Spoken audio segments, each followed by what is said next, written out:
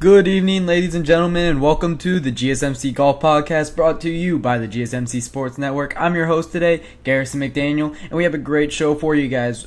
We will be previewing the Charles Schwab Challenge that got underway today. That is our golf tournament on the PGA Tour for the weekend. We have a great field, but it's shaping up a little bit differently than everybody expected with this one. Our next one, we'll be talking about the leaderboard from today. Of course, Thursdays when golf tournaments start. It's the 4-day event. Everybody knows this, and we're going to be talking about the first of the 4 days here. Our third segment of the night, we will be talking about Valhalla, the golf course that we just came from at the PGA Championship. A lot of people are kind of upset about how that major shaped out and are calling for Valhalla to maybe not get a major ever again. So we'll talk about that. I'll give you my thoughts on that. And then our fourth segment of the night, we will be talking about Patrick Reed, former Masters champion in 2018, failing to qualify for the U.S. Open. We're going to be talking about that, how that comes about, and what that means for the live golf conversation, because I think that is what the more important conversation is under that. And then our final segment of the night, I will be giving you guys my picks, predictions, and looking at some of the betting odds for the PGA Championship, for the Charles Schwab Challenge, as we get into the final 3 days of that. But before we start, guys, I would love to remind you to like and follow the show. Subscribe if you're watching this on YouTube. It means a lot to us. Also, we get a number of questions from viewers, so to ensure that your questions get read live on air, make sure you use the tips and donations link at gsmcspodcast.net, so I'm able to see it. It puts your questions at the top of the list, and it also really helps the show and all the creators that do all the different shows around here. But with that being said, we're going to get right into our first topic of the night, where we'll be previewing the Charles Schwab Challenge. Alright, the Charles Schwab Challenge has, through day one, really led to a very low-scoring golf course and low-scoring field. This is very polarizing to the major that we just had. Of course, we'll be talking about that in the third segment, as I said. But yeah, very low-scoring field. Why does this happen? Well, on this course, you have a lot of water, a lot of traps. I believe you have traps on fairway bunker on 1, greenside bunkers all over 2. Hole 3 is a dog leg left with fairway bunkers right in that angle, right where you're really driving the ball at. Hole 4 is the only real straightaway here. Hole 5 has a lot of difficulty around it.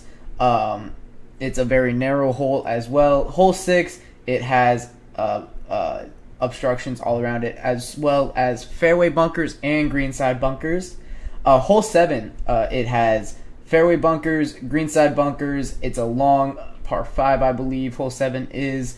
Hole 8 is your first look at water on this course, and then it doesn't really stop. From this point, you have water all throughout the left side of this dogleg left. You have greenside bunkers all over it. That is a very difficult hole. Hole 9, water all over it. Fairway bunkers. Very long one there too. Hole 10, you have water. So this is 1, 2, 3, 4, 5, 6 holes in a row with water that we're in the middle of at hole 10. Hole 11 has water on the right with bunkers all over the left side. If you miss the fairway, you are screwed on that one. Hole 12 is a dogleg, not a dogleg left. It's a little bit straight away, but with water on the back side of the green, so you can't miss long. Hole 13 is a par 3 tee shot, water, green, so you miss at any point with your tee shot, you're in the water. And it has greenside bunkers all around the green as well. Hole 14 is a dogleg left. Hole 15 is a lot of trees, I believe, on the right side. That makes this tee shot very difficult because it goes left and then curls back right. So from the tee shot, it's a straightaway to the green, but the fairway has an angle because it has trees all down the right side when you're going straight for the green.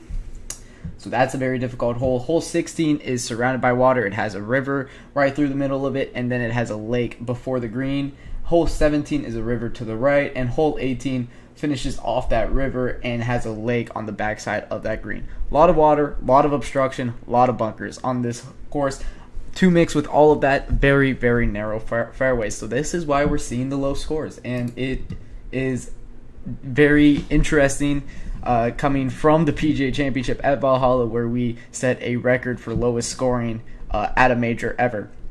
So it's a very difficult course. Last year it went to a playoff with Emilio Grillo and Adam Schenk.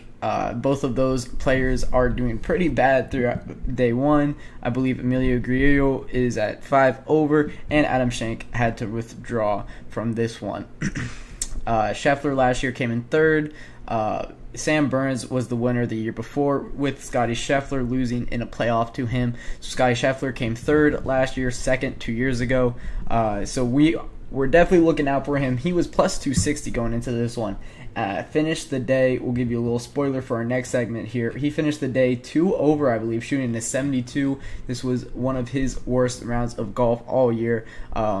He might have the litigation issues from Valhalla still playing in his mind. Well, of course, we'll talk more about that when we get to that third segment. But yeah, today proved that it's a very difficult course. 5 under is your lead today. Another very difficult thing about this course is it's a par 70. So on average, courses play 71 or 72 usually, and then you have this one that is a par 70. So that is a very difficult. I don't know. That's a very mental thing. Having that one less shot each round is hard for these golfers to kind of look at. And then another thing that this course changed from last year is new grass on every inch of the yard. Every square inch of this course has new grass on it, from the greens all the way to the roughs, all the way to the tee boxes. New grass absolutely everywhere. So it's gonna be interesting throughout the weekend to see how this grass plays and see what that change has done to the course. I have a visual of all of these holes and how they're playing. It's a little bit hard to see, but bear with me here.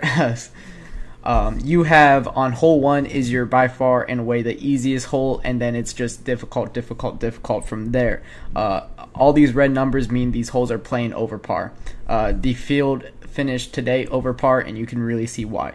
Hole 1, if you don't get a there was 5 eagles on this hole last year's Sunday, and there was a good amount of eagles on hole 1 today. It was really the only it was really the only hole playing that hard or playing that easy. Every other one was very difficult for these guys. They were just really surviving par the entire day. Looking at somebody, just a random person's scorecard, we're going to look at Tony Finau, who finished the day 2 under. On hole 1, he parred it, but going throughout the rest of the day, he was 4 under. A lot of pars on this card is really how he managed to do so, and then he played very well on the par 3s. He had 2 birdies out of the 4 par 3s. Going 50% on those is very important, and he played very well on all the par 4s. Birdie or better on almost all of them besides one. One of them was a bogey. Finished the day after he started on the back 9. After 14, he finished the day 4 under. So he played very well today, and let's look at kind of how that looks. Started on the back 9, so starting out 10 here with a hole that plays over par. 11 plays barely under par. That's the 3rd easiest hole. Then you're going into the 3rd hardest hole right after that, and then one more easy hole. That's the 2nd easiest one on 13. That's a par 3 that plays 160 yards about, and then every other hole from here on out plays over par, and that is a very, very difficult end to a round. So these guys that played these guys that played from the back 9 kind of had a little bit of advantage to me, in my opinion, today, because they got these difficult holes out of the way early. got the stretch, and then you go into the front 9, you have 10, or you have 1 then when you come around the turn, when you're feeling pretty good and when you're shooting a lot better. It didn't play out that way for Tony Finau today, but a lot of the guys that started on the back 9 played very well today. Brian Harmon was one of them, started on the back 9. S.H. Kim started on the back 9. He did eagle 1. He was one of the guys that did eagle 1. That, of course, a par or a birdie or better on 1 really starts these guys off in the right foot. Charlie Hoffman was the one that finished top of the leaderboard today. He birdied hole 1, and he started on the front 9. So it's very difficult going through that stretch because you have 8, 9, 11, 7, and 13 hardest holes on the golf course in a row. As you see, all of those are playing way over par. Even if you want to go starting at 12 there, the third hardest, and then you have the only easy hole going in this stretch. It's very hard. It's very challenging for these guys. So that's why you're seeing these numbers as low as you do after today. And of course, as I said, it's a par 70 instead of a par 72. So you're already taking away. You're already taking away 2 shots from these guys. Normally, the one most notable thing is there's only 2 par 5s. Par 5s is the holes that a lot of guys make up strokes on. The par 5s, 11 and 1 are the 2 par 5s on this one. On tour average, par 5s are the easiest holes because guys drive the ball very long, and then they're so accurate with these wood shots from the fairway nowadays. So a lot of these par 5s play a lot easier than you're normally used to.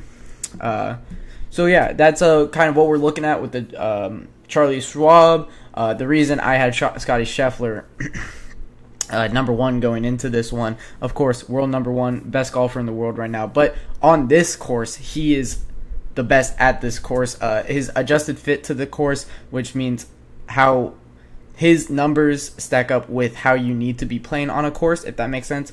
This course really favors approach shots. He's the best approach.